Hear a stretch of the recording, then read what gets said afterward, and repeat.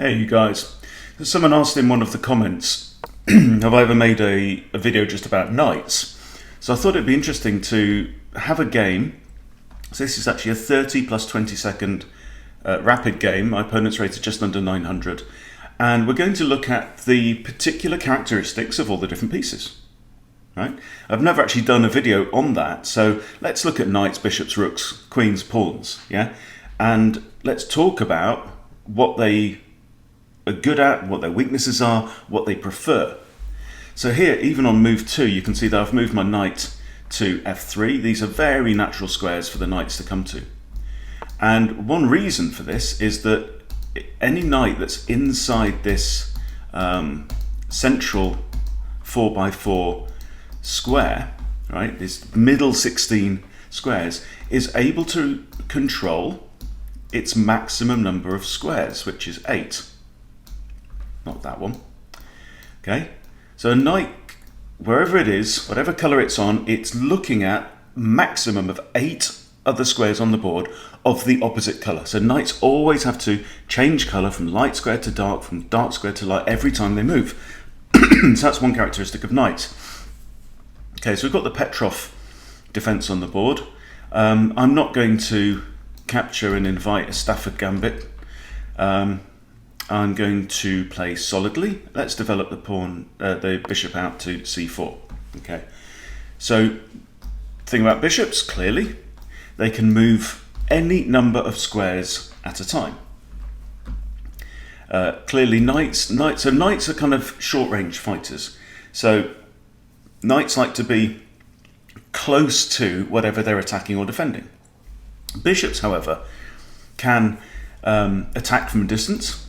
So this bishop's now looking at the f7 square, and they can also defend and attack at the same time, which is interesting. Okay, knights can also do that to a degree if they're in this central area. Okay, so we've got this kind of aggressive d5 here. The pawn is defended twice, and it's attacked twice. So it doesn't make sense for me to initiate the exchange. Well, I don't win from initiating the exchange, but I could capture once, then knight will capture, queen can't capture because loses his queen. Okay, so that's what that's done, is it's made black's knight move a second time, all right, for the cost of a pawn. Well, we've traded a pawn. So now I've got 2 minor pieces out in the board, and black has 1 minor piece in the pawn. All right.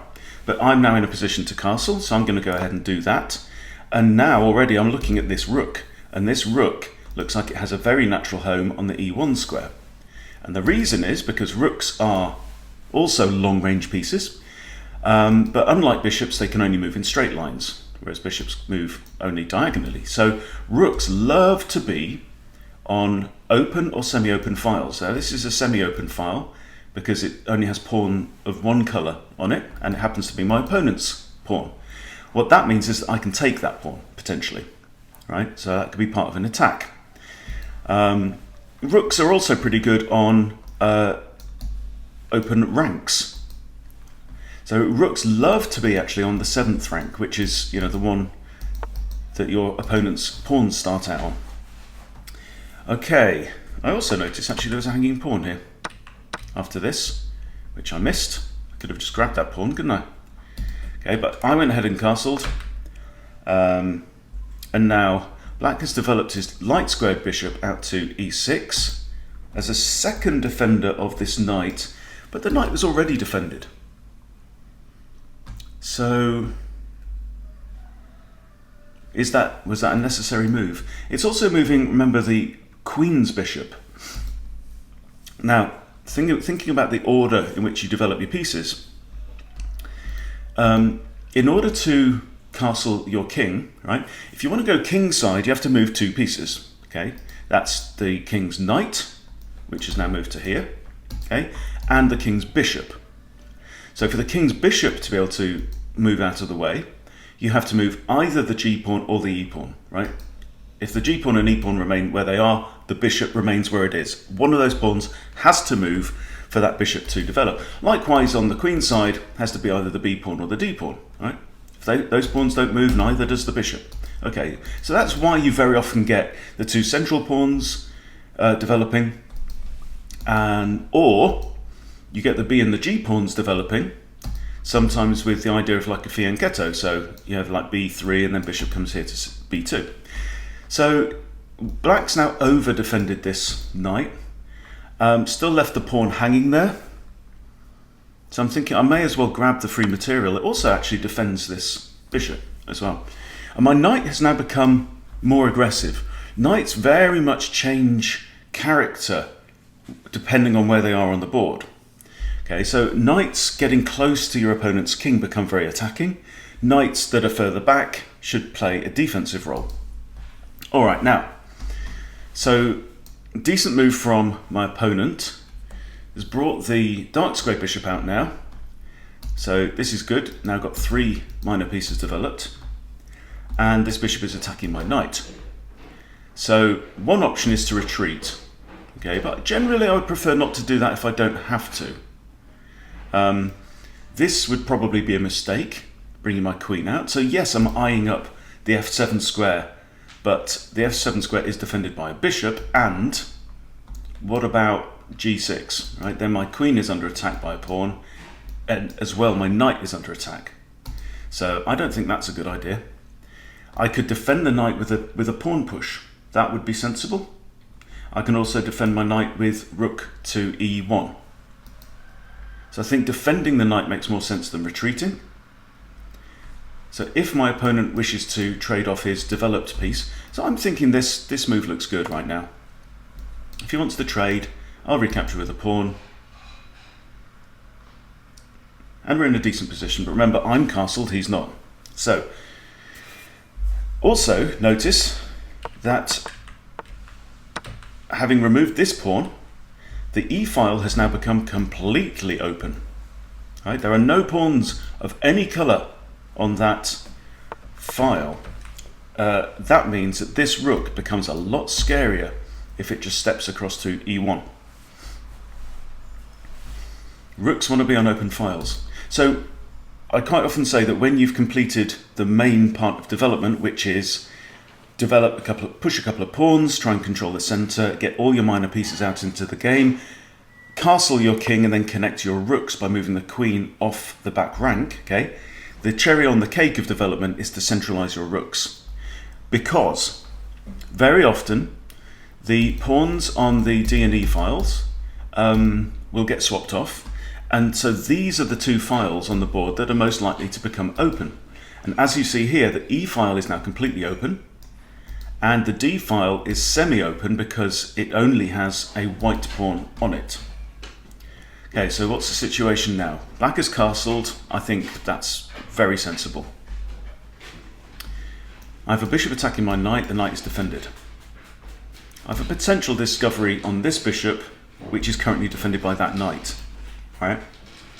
So there could be an issue of black swaps off my knight and removes the defender of the bishop. So I need to be just conscious about that. Part of me is slightly tempted to just drop my bishop back to d3, where it's eyeing up this long diagonal towards the h7 square. That could be fun. But at the same time, I also feel like I should be developing. Now, knight to c3 doesn't look great, because if knight takes, I have to recapture with the b pawn, and that will leave me with pawns like this. So pawns, obviously happier when they're in a chain.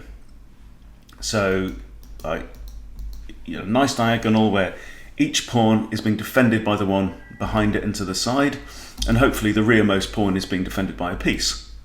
That's what pawns like. Okay, you can also have like a chain like this. As long as everything's defended, that's what pawns love to do. The pawns are really kind of the structure, or the like the layout of the game, whereas the pieces are like the players. Okay, so yeah, pawns like the terrain. I don't see any value in swapping off my good developed bishop for black's knight. So let's time to develop more. So if I put my bishop here, it becomes what's known as a tall pawn. So basically what it's doing is it's filling a gap in the pawn chain. But I think that's kind of passive and unnecessary at this time. So I'm thinking, how about the fianchetto? I'm going to play b3. Okay, because here's the thing about bishops, right? Bishops love to be on the opposite side of the board from your opponent's king, because they are long-range pieces. And should things move out of the way, there is then a threat can emerge. And a lot of chess is about layering up potential threats by improving your position all the time with every move. And so bishops love to be like here. So we've got that bishop now looking right down this long diagonal, and this bishop looking down the adjacent diagonal. That's very good for bishops, because then potentially they can actually make this impenetrable double force field, right? For example, the king cannot pass through in the endgame. So retaining the bishop pair into the endgame, so you've got both your light squared and your dark squared bishop, can be very powerful. All right, so this is my intention, to put my bishop on there, then develop my knight. Knight could even come to here. Right. Always good to remember that these natural defensive squares for knights, one good thing is that it defends the square adjacent to the king. Now black hasn't got a knight on here, so right now this H pawn is defended only by the king, and that makes it a potential target. Okay, so if bishop takes, I've got pawn takes, and I'm less concerned about this bishop now because this pawn is defending it. Alright, so we have a pawn push. Every time a pawn moves, you have to say to yourself, okay, which squares was that pawn defending? Okay, and that pawn was defending the b6 square and the d6 square. Okay, does that change anything for me? Well, it means this bishop is now defended only once, whereas it was defended twice. That's not, however, significant. So I'm going to carry on with my plan. I'm going to put my bishop here, because if he wants to take off this central pawn, I've got potentially queen takes, and then should this knight move somewhere, like with a threat, the threat is saying queen takes g7 checkmate. So I could move my knight to here, threatening mate and threatening the queen. So if black wants to capture on d4, hey, that suits me just fine. Okay, so now I am considering a trade of knights, because if I capture there and b captures, black then has doubled and isolated pawns. So let's go ahead and do that, and then we'll look at how that looks. Pawns matter, right? So these are now doubled and isolated pawns. However, this pawn can capture on d4, okay? But doubled pawns are a lot less useful than pawns that are on adjacent files, because pawns on adjacent files, as we've seen, can defend each other in a chain. Whereas in this instance, it's not so good. So, I'm anticipating pawn takes, queen takes. Okay, and that comes with the immediate threat of the checkmate there. So I'd love to develop this knight, but whether I put it on here or on here, it's blocking that idea to a degree. I could put it there. Do we want to swap off knights though? I don't know. I don't want to capture with the pawn and invite this bishop to come here, because the bishop's then in line with my king. Right now the bishop is in line with the corner of the board and not looking at my king, which is just slightly preferable for me. I don't really want to take the knight and likewise improve this bishop, because look, right now this bishop, where's it looking? The side of the board here and the side of the board here. So bishops in the middle of the board like this, on these squares in particular, are just not great, right? Anywhere around here, the kind of rear center, the bishops aren't great because they're hitting the sides of the board. And that's not where your opponent's king is, and that's not where the pawns are that you're going to be attacking. And this one's not too bad here, because we could have like the queen come down with the checkmate idea. But this one's pretty poor, yeah? Whereas my bishops over here on the left side, on the queen side of the board, are looking right down at black's king. So that's what bishops like to do. Okay. So what are we anticipating now? I'm thinking I might just want to improve my knight over here and replace the f3 knight, okay? because it defends this pawn. And this pawn, as we've seen, there's one bishop potentially threatening it. So I think this is an improvement. Always remember, yeah, that the opposite knight can also get to the same square, that same natural development and defensive square.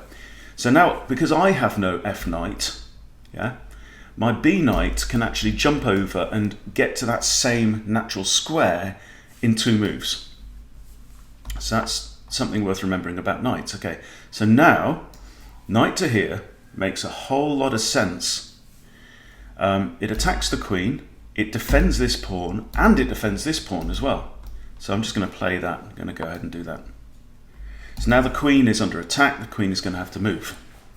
This is one of the issues when you develop your queen, is that the queen can become a target. Because it's so valuable, there's a lot of lower value pieces on the board that can threaten the queen. And when the queen is threatened, it's very unlikely, unless you're going to trade it for 2 rooks, right? It's unlikely there will be any kind of favourable exchange going on. So now the queen is lined up with this knight. The knight is defended twice. So just to continue that, so when the queen is threatened in that way, the queen very often has to move again to retreat or reposition, and when that happens, you're losing a move essentially, right? And sometimes you can hit the queen several times and make it run all around the board, and then whoever's the player with the exposed queen is then spending several moves shuffling the queen around and not developing their pieces, not improving their pieces, and not getting ready to attack. So now I need to ask myself, which of my pieces are doing a good job, which of my pieces maybe less so?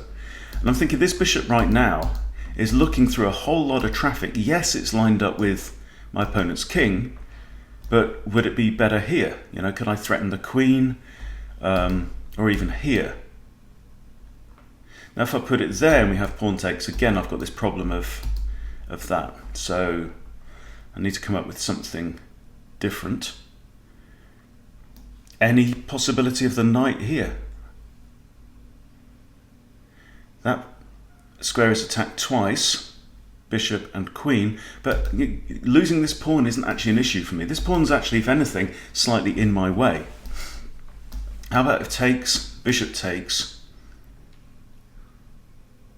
That might be better. Yes, it's lining the bishop up with my king, right?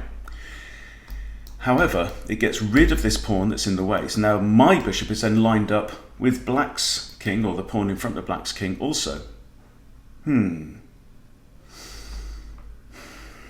Decisions. So knight here means that there's a face-off between the queens. So we might have a trade of queens. Okay, or we might have bishop takes, pawn takes bishop, queen takes, and that is getting rid of that knight and that bishop. Now, which is the most dangerous piece? I'd say it's that bishop. So I'm going to go for this. I'm offering now a trade-off, and black actually benefits because he gets an extra pawn out of it. Actually he doesn't. Okay, so he's gone for the trade of queens. So I'm definitely going to recapture with my rook on a1 rather than this rook.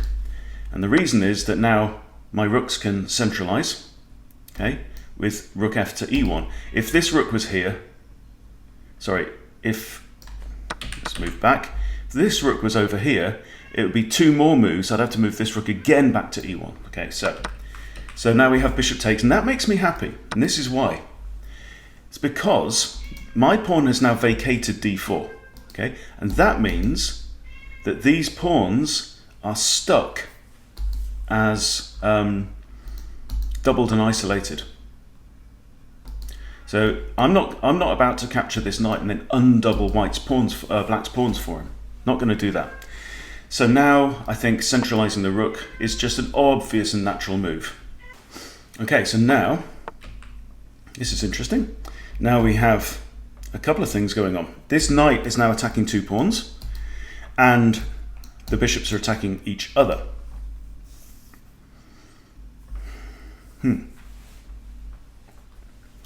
My bishop could defend one of the pawns and not the other one. Or we could exchange bishops and then we've got maybe pawn captures or rook captures. More likely rook captures. That does leave this king somewhat vulnerable to back rank issues. Okay, so that was a decent move actually. So if takes, I have no way of defending both pawns. But that's not too bad. I mean, these pawns are now bad pawns, and they're unlikely to survive very much longer into the game. Another option is to move this bishop here, which defends one of the pawns. So let's think that through. Bishop goes there, knight takes. I've then got pawn to c4, which looks kind of nice. I don't think I mind giving up the pawn. I think I'd like to keep the bishops on the board. So I'm going to play that move and give up that pawn. But it means that I can now put a stopper in front of these two isolated pawns here. And that means that they're now immovable.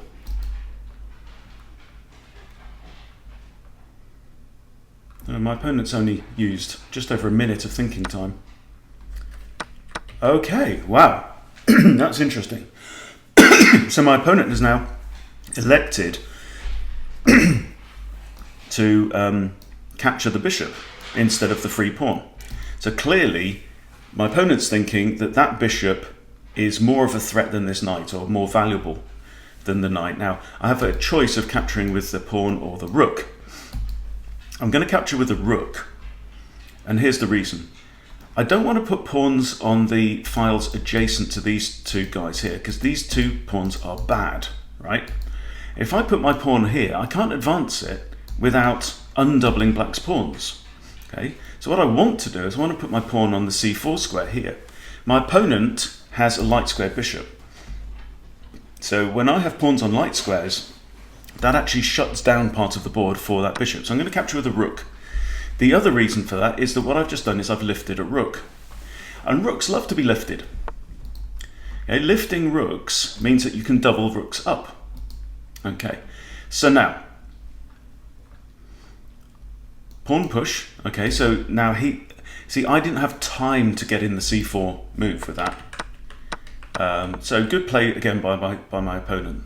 Right, so now my opponent gets to undouble those pawns, but this guy, when he's left, is still going to be isolated, which means he has no partners on either side that they can defend each other. So the rook's under attack. So all I'm going to do now is move my rook. Now, I definitely do not want to capture here, because then we have bishop recaptures, and my rook's under attack again, and then I've split my pawns, haven't I? Right? If I allow this pawn to capture there, I can recapture with one of these two, and they're still fine. So I'm going to move my rook, and I think this looks good.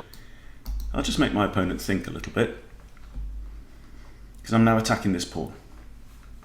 So if takes, I'll probably recapture with a c pawn.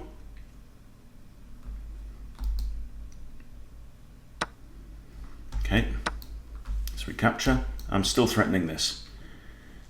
So now black has an issue. I think putting the bishop there makes a lot of sense. This pawn-bishop combination like that means they're both actually defending each other. And in the endgame, that can be very useful. So, material is equal. I thought I was going to be a pawn down at this point. Okay, he's decided to push instead. Right.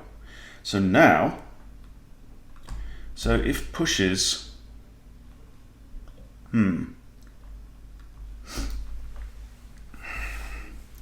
So if pushes, takes,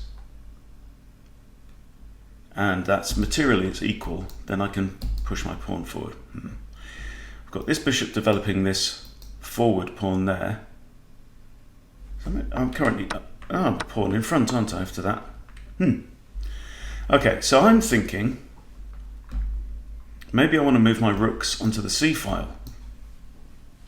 Okay, and then try and just win this pawn. I think that makes sense. If I move this rook over, for example, pawn goes forward, I can capture, bishop can't recapture. Same actual deal if I move this one. I'm going to move this. Now we both have to be careful here about back rank mates. So it's good to keep these bodyguard pawns tight in front of the king. Okay. However, if an opponent's rook or queen can get onto any square on the back rank here, not this one because the king could actually capture, right? Or this one. But that is an instant checkmate. You've got to be careful about that. So sometimes you want to create an escape square. And if your opponent's only got a bishop of one colour, then generally you might want, so light squared bishop, move pawns onto the light squares so that the bishop has less scope. That means the bishop can't check the king. The king can go and hide on h2. Light squared bishop can't trouble it on h2. Right, so now what do we do? We're still anticipating this. And if takes, it's probably all right. So I think rook across to a6 now. There's also another issue. If my rooks are doubled up on the same file, and say one of black's rooks moves away, I've got this idea. Okay, and the rook can't capture because the other rook would recapture, and that would be checkmate. So that would force the king across to here. So at some point, king moving to this f1 or f8 square does make sense because it at least guards these couple of squares, and the king also has a potential escape around the side of this pawn wall. Okay, so I'm going to come across and just attack this. Rook can't defend both pawns. This is the problem. The rook is the defender of that, so this is an overworked defender. I guess it... hang on, you move to here. Okay, so the other rook has stepped in. Decent move, decent move. Now I'm tempted to play bishop here, adding another attacker to that pawn. Seems like a no-brainer. It is undefending the pawn on e5. Okay, and this is actually a blunder because he's done a discovery against his own rook. There you go. Got to be careful about bishops. Got to spot those bishops on the board and look at the whole diagonal. Bishops love to lurk like these fianchetto positions on the b2, b7, g2, g7. You know? Sometimes something can move and then it's like the bishop snipes right across the board. Okay. Okay, we have a resignation there. So, yeah, very well played by my opponent actually. Just decided towards the end by a blunder. And it would have been pretty decisive. I mean, to be a rook down at this point. So I would have now played my bishop to here probably and just secured that bit of the board. And I've got lots of pressure as well against this pawn. So, yeah, good game. So I hope that's been useful for you. Just to understand a little bit more the character of pieces. Other things we could have got onto could be like getting your rooks onto the 7th rank, which is really interesting when the king's on the 8th rank, because you've got all kinds of checkmate patterns. You've got the seesaw. Obviously, like we said, if a knight is going to be part of your attack, the knight needs to get up the board. Knights become stronger and more deadly the further they advance up the board. They love to be in your opponent's half of the board, right? Particularly there. Bishops can be deadly from long range, as we've just seen.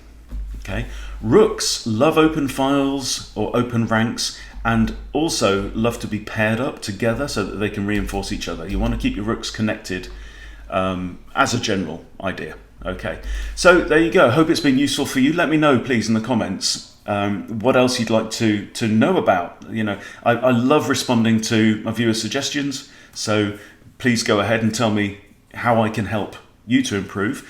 But otherwise, thank you for watching. Please subscribe to Chess Boot Camp if you haven't subscribed. I'll see you soon.